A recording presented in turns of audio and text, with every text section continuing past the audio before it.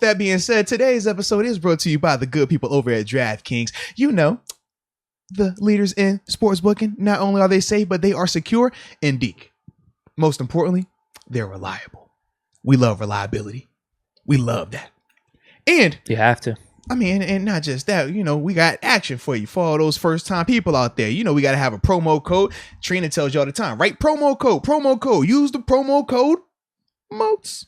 If you use that promo code every single time, you will be fine. But for all the new users, when you use the promo code MOATS, you will get up to $1,000 in deposit bonus money. It's an awesome concept. You put money in, they match it. Just make sure you use the promo code MOATS, but only on your first time. All right. But with that being said, man, major love to them. But more importantly, Deke, as we said before, some people have gambling problems. Sure. Some people struggle with their ability to say no or to say yes. And when you have that, this is what you need to look at. This disclaimer right here.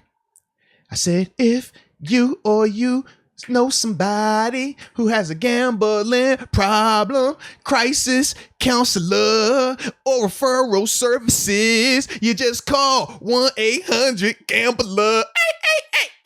1-800-GAMBLER. That's what you call.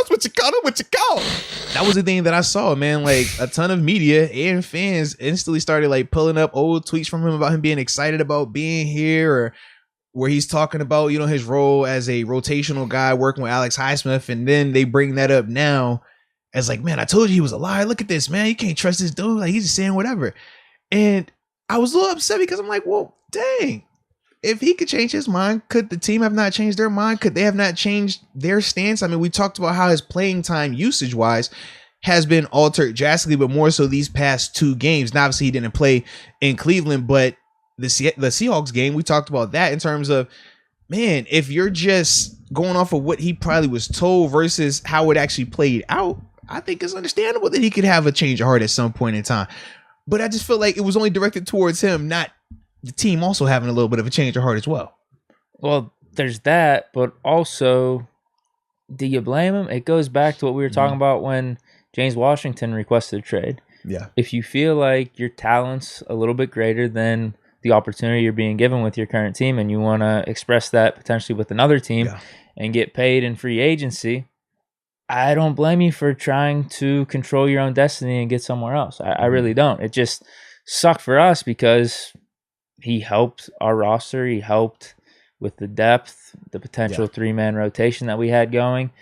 But yeah, you're right. People are allowed to change their mind. People are allowed to evolve a little bit. And I agree, man. I mean, and this wasn't handled like the James Harrison thing either. It seemed pretty similar to the James Washington thing. Yeah.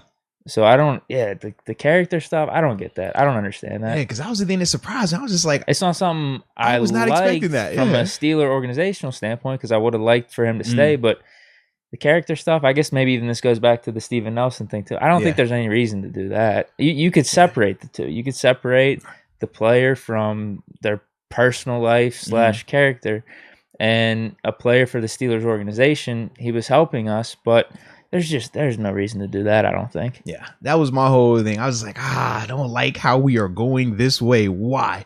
Because he's going now. All of a sudden, he's the villain. Now that's what we're gonna do. Like, come on, man, we got to be better than that, baby.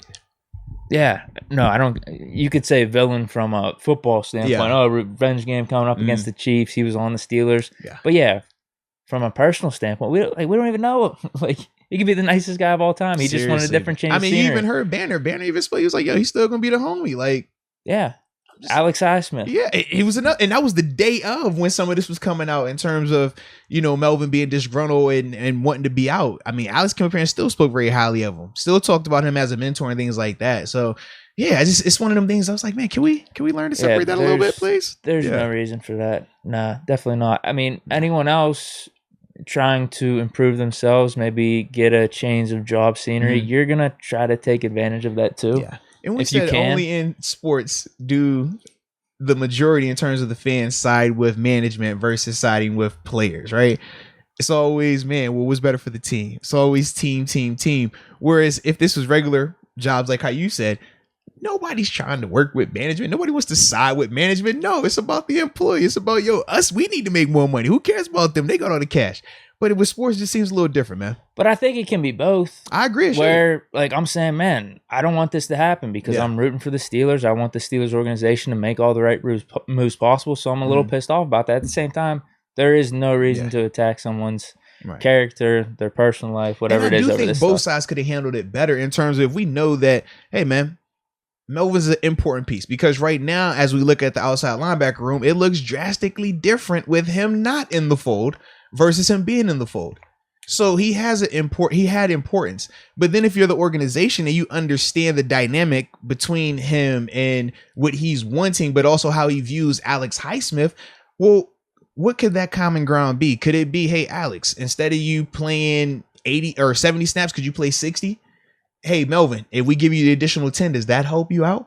And if we say you those 10 are going to at least be at outside linebacker, not when you're having to go in there and play D-line and stuff like that, like, is that a common ground? I think those are some of the conversations that I would have been interested to see if they were had. We just don't know. And obviously when Coach Tom was asked about it, he said that he was going to keep that in-house. But that is something that I want to know in terms of, why couldn't we find a common ground? Right.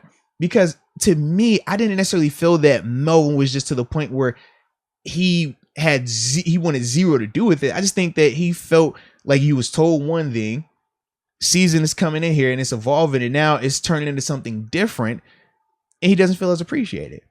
And the ones I say is because, like, I know when I first signed here in 2014, my first 3 games, I was not this happy-go-lucky, jovial, let's talk about the Steelers type of guy, because I kind of felt the same way. It was like, man, told me I was going to get an opportunity. Here, I'm playing. Who were the linebackers? You said Jarvis Jones and Jason Worlds. At the time, Worlds had just had the 7.5 sacks. Jarvis coming off his rookie season, so there wasn't a proven at either one per se. You know what I mean? Because even with Worlds, he was still, opposite of Whitley, but it was like, hey, this is the first time we ever seen that. So for me, it was like, all right, tell me I'm gonna get this opportunity. And I get here in the first 3 games, I'm like, bro, 3 snaps, 2 snaps, what we doing, But then it changed because of the injury, and it allowed me to open up that door, and then the rest is kind of history right there. But for Melvin, that could easily have been the same thing. You feel like, hey, I'm gonna get a chance to compete. Got a young kid right here in terms of Alex Highsmith, not really proven, but we're optimistic about him. Mm-hmm. And so far early in the season, it was good in terms of their usage, right? Yeah, because of the injuries too. Right, the injuries, the opener, like everything, at least it was still like, all right, all these guys are getting their opportunity. They're all eating. Everybody's good. And then it just kind of shifts. Was it just the Seahawks game? To me, I thought the Seahawks game was like that was the one. I think Broncos, he still got around 40 or 50%. It was the Seahawks game where it just drastically shifted, and that just so happened that was Highsmith's breakout game. But if you're Melvin, you're like, bro, if that's his breakout game, my numbers are still like his numbers, and I'm playing 10% less snaps. Because I think the breakdown, TJ's playing like 90% of the snaps. Highsmith was at 60s, low 70s. Is that total? Because he was, I think he was 100 in that Seahawks game. No, I'm talking about just percentages throughout the season. Yeah, right. Yeah, because he was at like 70%, and then Melvin was at like 50%. So they're not far apart. But if you're Melvin and you're looking at Highsmith, you might be saying to yourself, well, he's getting these snaps. He's only rushing on the outside, but my numbers are just as good. And going into the Browns game, they were almost identical. I think Highsmith had 11 tackles. Melvin had 10. Highsmith had 1.5 sack. Melvin had 1 sack. Like, everything was pretty much spot on with those 2 individuals right there. The only thing was Highsmith maybe missing a game. Was that it? Yeah. But, yeah, dude, it was an unfortunate situation. I think the Steelers were in a lose-lose because you hear what Tomlin says all the time. We want volunteers, not hostages. So if you keep him around, he's still kind of unhappy. You don't really want that for your locker room. But then you don't want to trade him. You don't want to lose the depth and what he meant to the team. Yeah. So it was just tough. It was a tough situation we were in.